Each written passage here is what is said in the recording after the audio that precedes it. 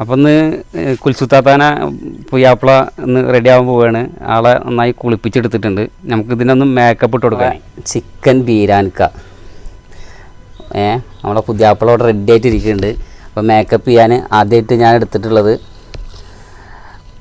1.5 teaspoon മുളക് പൊടി, 1 teaspoon മഞ്ഞൾപ്പൊടി, ഒരു ചെറുനാരങ്ങയുടെ നീര് വേണം. പിന്നെ മല്ലി, വറ്റൽമുളക്, ചെറിയ ജീരകം, വലിയ ജീരകം അതും വറുത്ത് പൊടിച്ചതാണ്.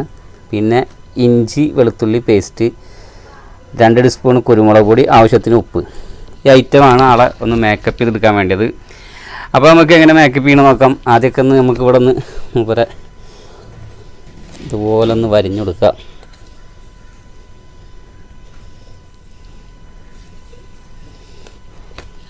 അതിനുശേഷം ഈ തുടയുടെ ഭാഗങ്ങളൊക്കെ വരയാൻ പറ്റുന്ന സ്ഥലങ്ങളൊക്കെ വരഞ്ഞു കൊടുക്കാം.